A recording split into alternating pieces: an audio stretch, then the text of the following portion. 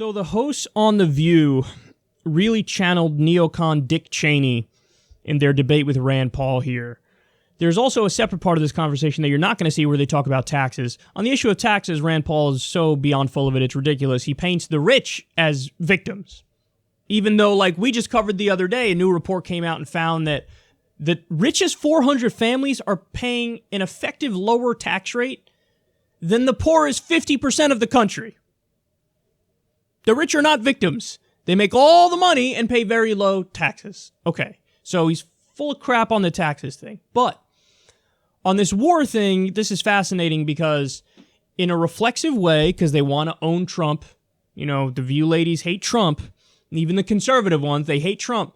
So what they're going to do is all of a sudden take the pro-war position because Trump is pretending like he's anti-war and doing the whole I'm withdrawing from the Middle East, even though it's a lot more complicated than that. But let's see their back and forth, and then we'll break it down. We talked about his wanting to pull troops out of Syria, and everyone's saying, if we do that, we're abandoning the Kurds. That's not a good idea. And a lot of folks are saying he crossed the line with a bad decision, but you don't say that. Why? You know, one of the things I've always supported about President Trump is actually one of the things I liked about President Obama, that we said we were overextended, that the Iraq war was a mistake. I think it's one of the reasons President Obama beat Hillary Clinton, because Hillary Clinton had supported the Iraq war. I still think the Iraq war, regime change in the Middle East, and these wars are senseless. So does President Trump. He doesn't want to get us involved in another Iraq war in Syria. If anything, Syria is more complicated. The other is a practical concern. You have 50 soldiers. They're talking about moving 50 soldiers. Who goes to war with 50 soldiers? You have 50 soldiers and tens of thousands of Turkish troops amassing.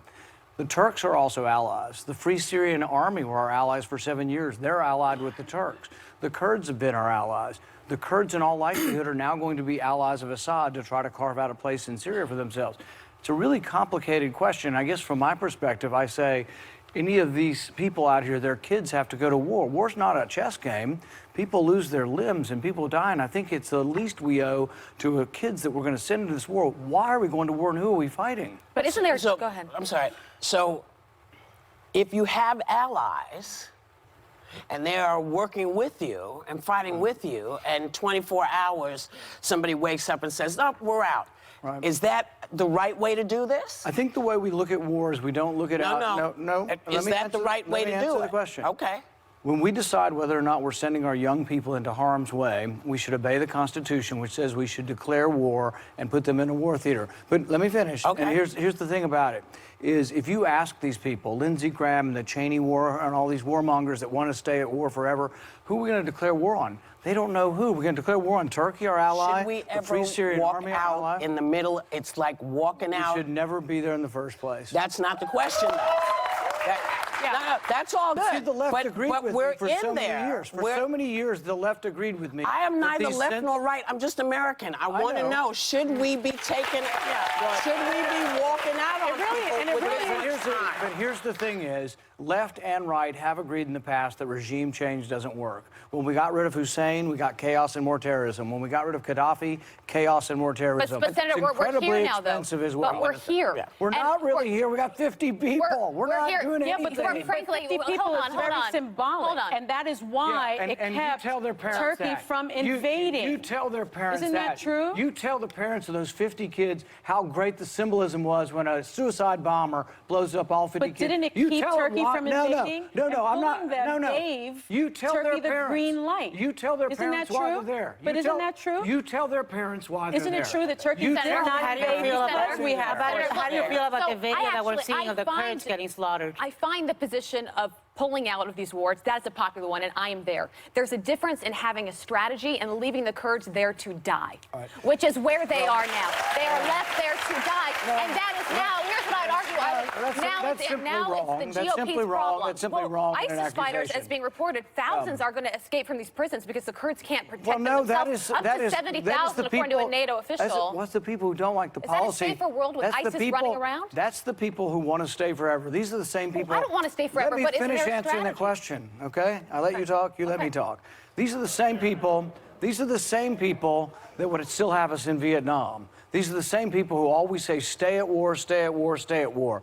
It has not helped us. We've been in Afghanistan for 19 years. The same people complaining about this. The Cheneys, Lindsey Graham, you know what they say about Afghanistan? It would be precipitous to leave. We've been there 19 years. There's no mission, and I'm not sending one more kid. But there's more questions. Of breaking our word as Americans, of breaking our words to our allies, of having people who've risked their lives, who've been there for years.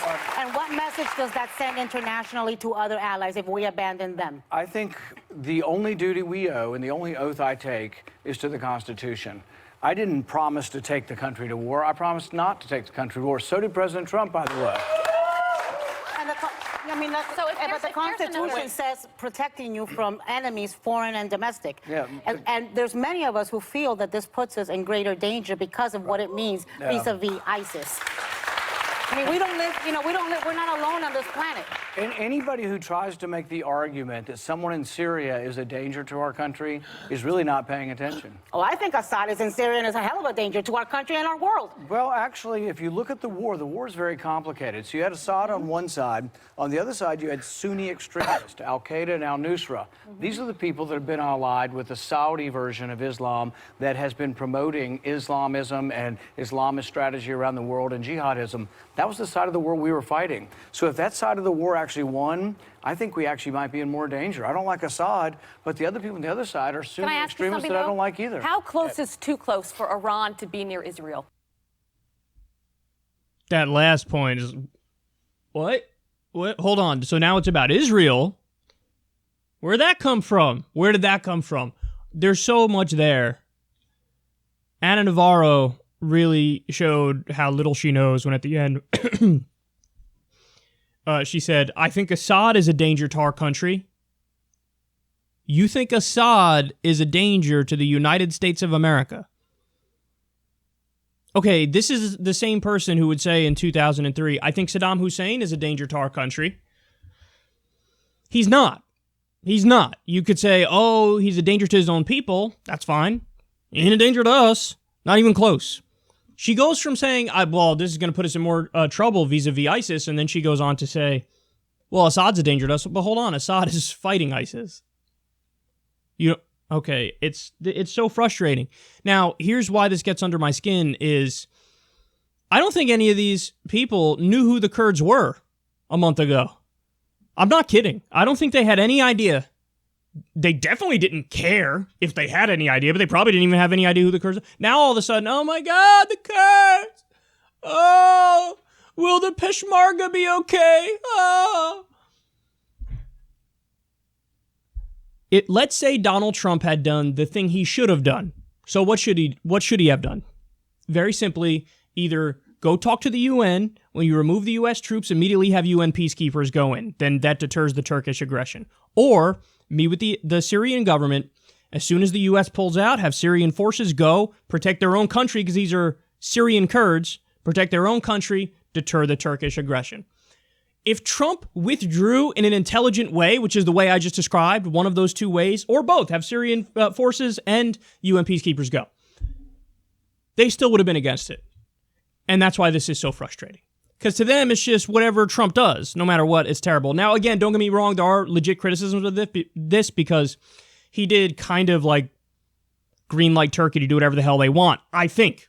Now, there's no proof on that, but it's pretty easy to digest the thought of Trump talking to Erdogan and Erdogan asking him for this. And he's like, sure, I see no problem. I want to end the wars anyway. And then he pulls the troops home. So there are criticisms of Trump here. But my point is, I don't think there's any conceivable scenario where they would have supported the withdrawal. And that's stupid. That's stupid. Because what they're doing is they're buying into the logic of U.S. empire. And the logic is, we're the sole superpower. We run the world. We don't need to follow U.S. law because we're there illegally in the first place. We don't need to follow international law. Again, we're there illegally under international law. We don't have to do any of that. We get to do what we want. And so now, all of a sudden, all the View hosts overnight morph into massive neoconservatives and imperialists. Now, Rand Paul, for all his flaws, he does to some extent believe in non-interventionism. And so he's holding it down there. But you'll notice, he's the only one that's making coherent arguments. Again, I think there are criticisms of exactly how Trump went about this. But the underlying idea of we should generally try to bring our troops home, Yes. And all of a sudden, they all think that's unreasonable. You know, and he brought up historical examples. I really wish he would have brought up to them and asked them, well, what are you going to say if we pull out of Afghanistan and all of a sudden the Taliban starts fighting the secular forces again? What are you going to say? You're going to say, oh my God, I can't believe we left. There's fighting now. Why did we leave? What about in Iraq, where let's say we pull out and then there's a little bit of an uptick in violence? Then what? What are you going to say? Oh my God, the poor people in Iraq. You do realize that as a result of the U.S. invasion, there has been way more deaths of innocent civilians. So when you cry crocodile tears now about, oh my God, the civilians, that rings hollow, because in that scenario, it wouldn't be our fault. But in the original invasion, it was our fault. We killed minimum 200,000 civilians. Some estimates are over 1 million. So it's like they're mute, they're silent when we're responsible for the wrongdoing and the killings of civilians and the destruction of the country and the rise of ISIS. They got nothing to say about that. But God forbid we ever pull out from anywhere, then all of a sudden, oh my God, why? Look at the chaos, we should have stayed. And that's what drives me crazy, is this is the same playbook, guys, they're going to do with any single withdrawal. Is if we pull out of Afghanistan, oh my God, look at the chaos. We pull out of Iraq, oh my God, look at the chaos. This is what they're going to do. 100% what they're going to do.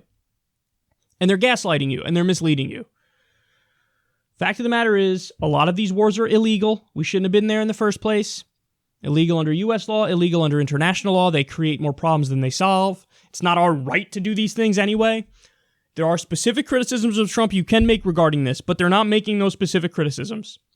The underlying argument for everything they're saying is, let's just stay there forever. That's their underlying philosophy.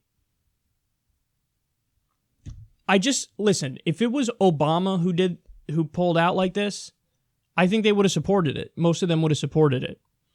You know? And I think that's what's frustrating, is that in the Trump era, so many people's brains are broken. And they're unwilling to look at things objectively. I'm going to say for the 14th time now, there are specific criticisms of how Trump did this. He just pulled out.